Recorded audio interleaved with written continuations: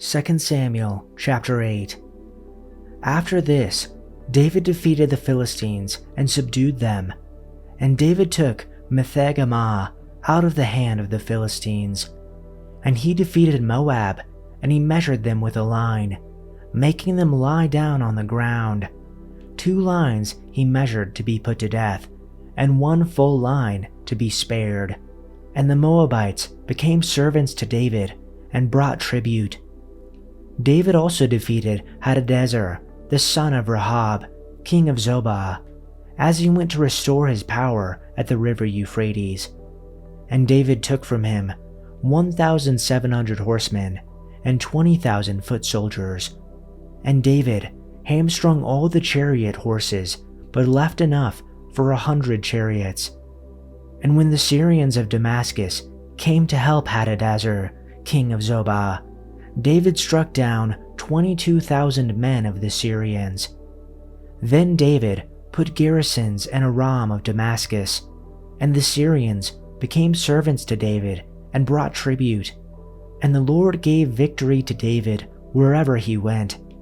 And David took the shields of gold that were carried by the servants of Hadadezer and brought them to Jerusalem.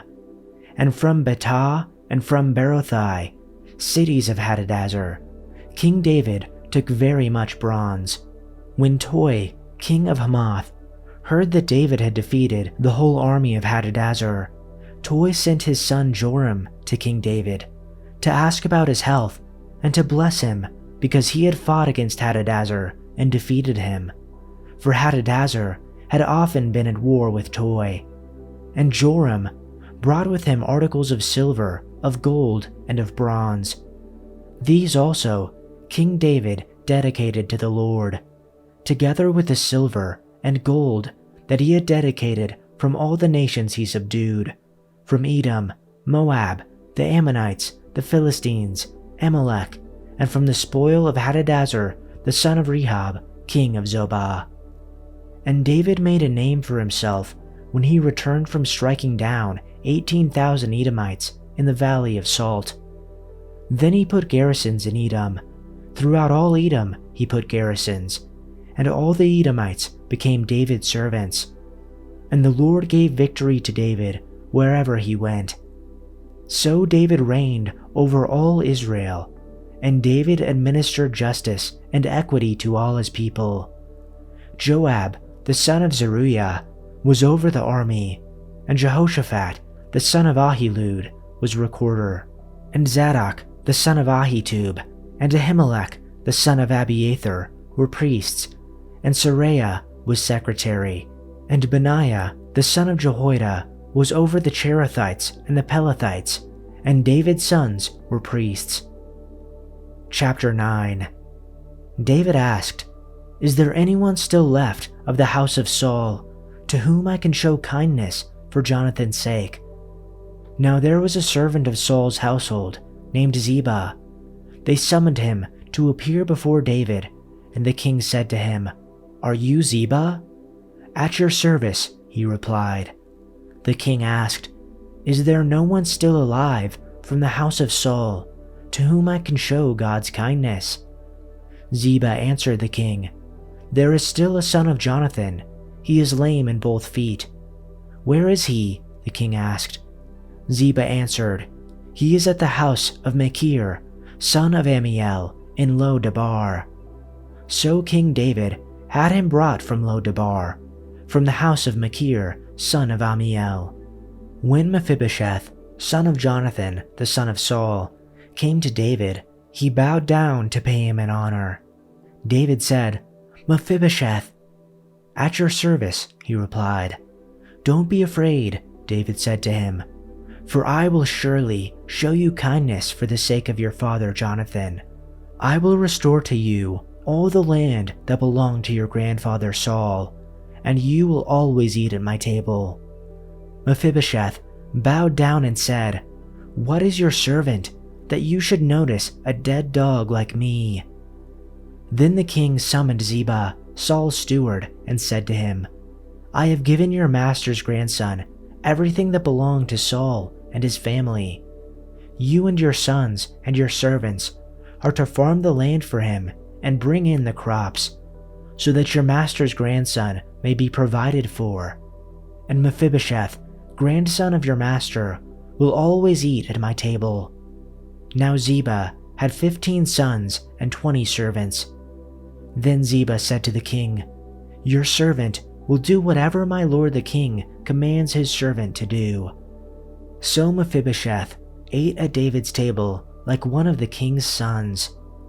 Mephibosheth had a young son named Micah, and all the members of Ziba's household were servants of Mephibosheth.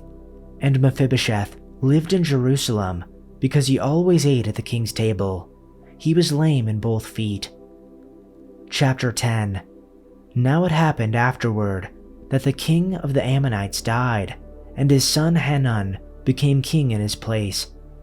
Then David said, "I will show kindness to Hanun, the son of Nahash, just as his father showed kindness to me."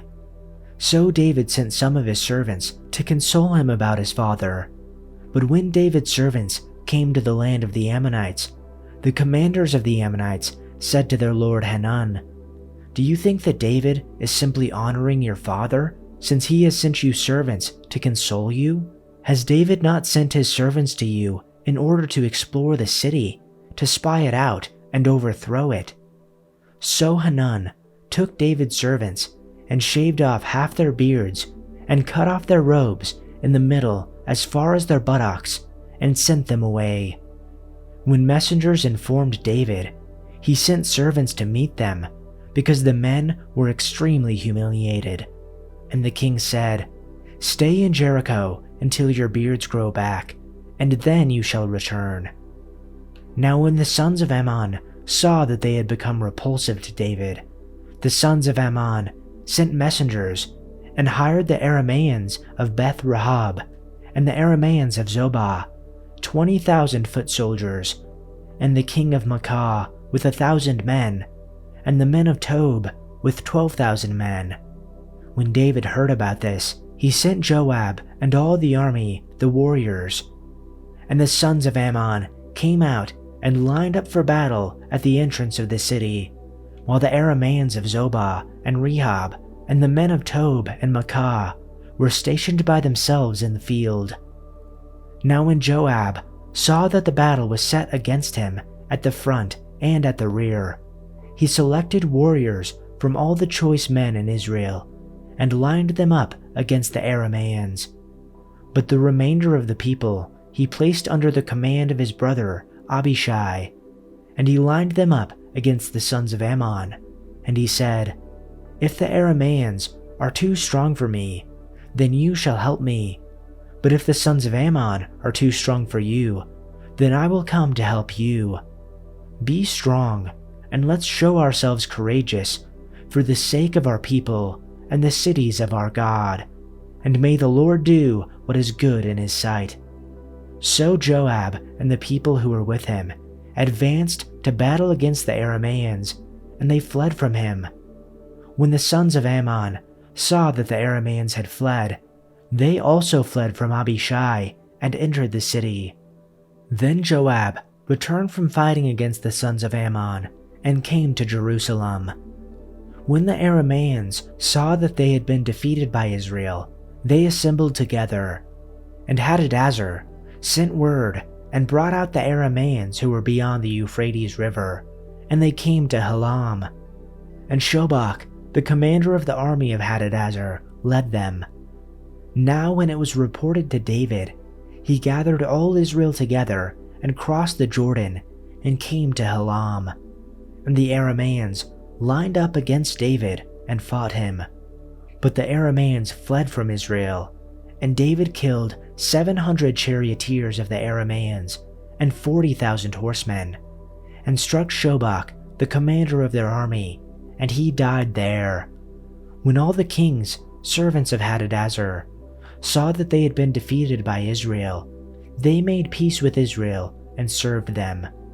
So the Arameans were afraid to help the sons of Ammon any more. Chapter 11. Then it happened in the spring, at the time when kings go out to battle, that David sent Joab and his servants with him and all Israel and they brought destruction on the sons of Ammon and besieged Rabbah. But David stayed in Jerusalem. Now at evening time, David got up from his bed and walked around on the roof of the king's house. And from the roof he saw a woman bathing, and the woman was very beautiful in appearance. So David sent servants and inquired about the woman, and someone said, "Is this not Bathsheba, the daughter of Eliam, the wife of Uriah the Hittite?" Then David sent messengers and had her brought, and when she came to him, he slept with her. And when she had purified herself from her uncleanness, she returned to her house.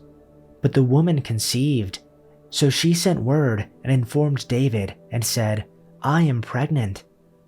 Then David sent word to Joab, "Send me Uriah the Hittite." So Joab sent Uriah to David. When Uriah came to him, David asked about Joab's well-being and that of the people and the condition of the war. Then David said to Uriah, "Go down to your house and wash your feet." So Uriah left the king's house, and a gift from the king was sent after him. But Uriah slept at the door of the king's house with all the servants of his lord, and did not go down to his house. Now when they informed David, saying, "Uriah did not go down to his house," David said to Uriah, "Did you not come from a journey? Why did you not go down to your house?"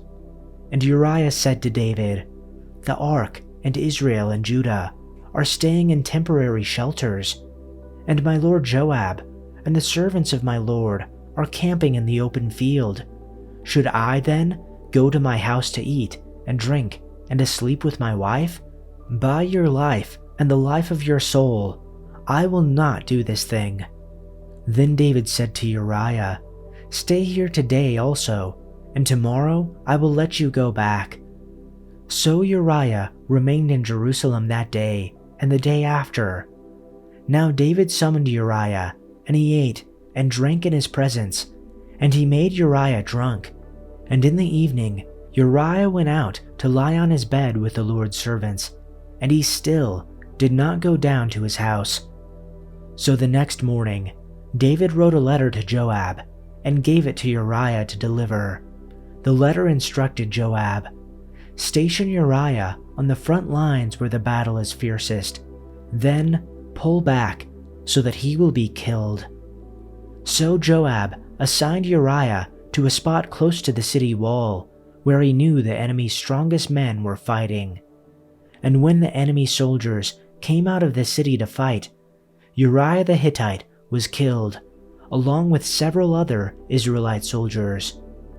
Then Joab sent a battle report to David. He told his messenger, "Report all the news of the battle to the king." But he might get angry and ask, "Why did the troops go so close to the city? Didn't they know that there would be shooting from the walls? Wasn't Abimelech, son of Gideon, killed at Thebes by a woman who threw a millstone down on him from the wall? Why would you get so close to that wall? Then tell him Uriah the Hittite was killed too." So the messenger went to Jerusalem and gave a complete report to David. "The enemy came out against us in the open fields," he said, "and as we chased them back to the city gate, the archers on the wall shot arrows at us. Some of the king's men were killed, including Uriah the Hittite." "Well, tell Joab not to be discouraged," David said. "The sword devours this one today and that one tomorrow. Fight harder next time and conquer the city." When Uriah's wife heard that her husband was dead, she mourned for him. When the period of mourning was over, David sent for her and brought her to the palace, and she became one of his wives. Then she gave birth to a son, but the Lord was displeased with what David had done.